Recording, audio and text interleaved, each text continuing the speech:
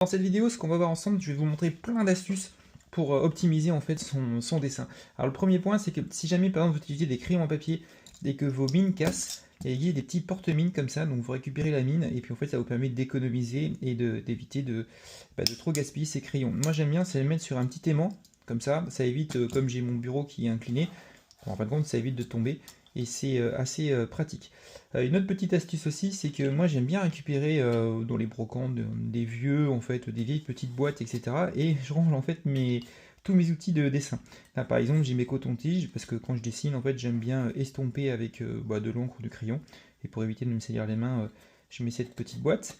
J'ai ça aussi, donc c'était en fait une petite boîte pour ranger en fait les anciennes pièces de monnaie. Et puis là-dedans en fait je mets mon stylo. Alors ça c'est bien, on verra un peu plus tard à quoi ça sert. C'est un stylo stabilo. En fait ça permet d'avoir des belles lignes et faire des beaux dessins. Donc je vous montrerai un peu plus tard. Et comme c'est de la cire, ça a tendance un petit peu avec le chaud en fait à fondre un peu. Donc c'est pour ça que je la mets là-dedans.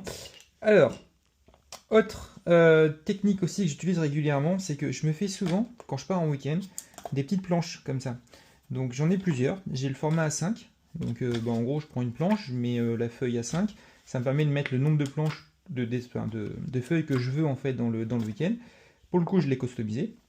Je mets une petite pince comme ça. Et la petite astuce, c'est que j'ai découpé en fait des porte-crayons que je mets en fait directement derrière. Je viens attacher en fait avec ma pince.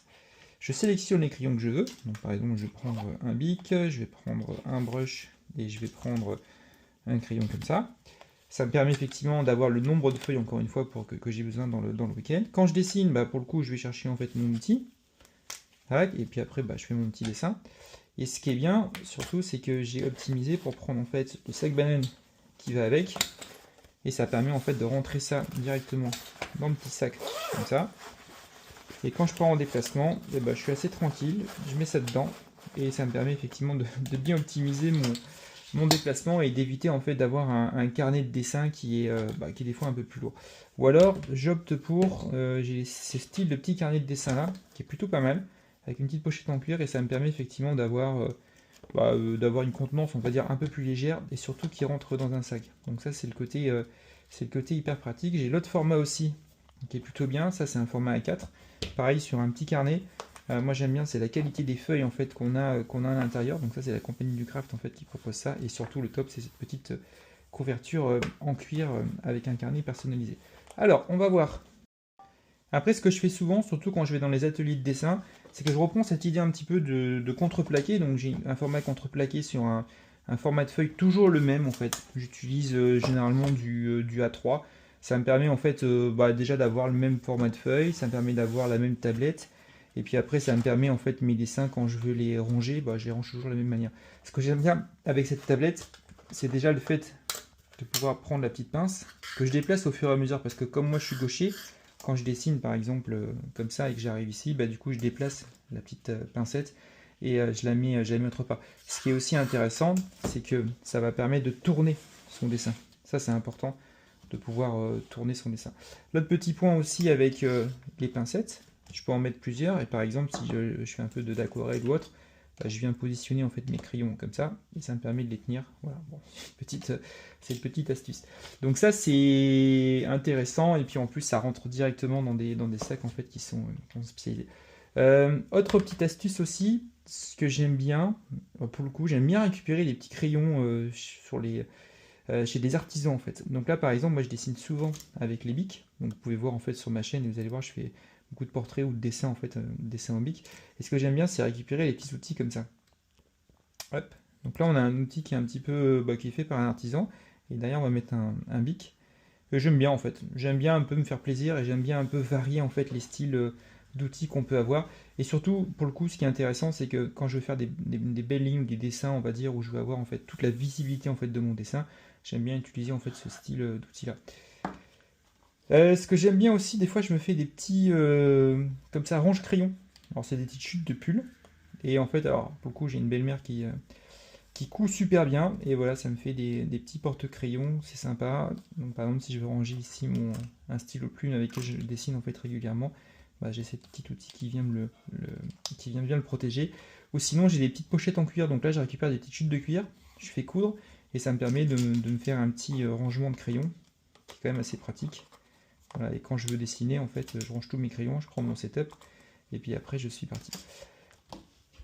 Alors, une autre petite astuce que je fais aussi régulièrement, c'est que quand je dessine, là par exemple, j'ai dessiné en fait d'après un modèle vivant, et pour essayer de progresser au fur et à mesure, ce que je fais, c'est que je prends mon dessin et je me mets plein de petits repères.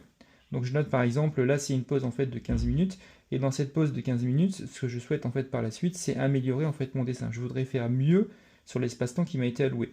Donc là par exemple, je mets plein de petites notes, donc capter l'attention de la main, améliorer l'émotion, ajouter des médiums. Qu'est-ce que je mets d'autre? Là, rajouter peut-être des griffures en plus. Ici, qu'est-ce que j'ai mis? Respecter une ligne toujours légère. Et je me mets ça dans un cadre. Donc c'est les petites cadres actions hein, qui coûtent, je crois que ça doit coûter 3-4 euros.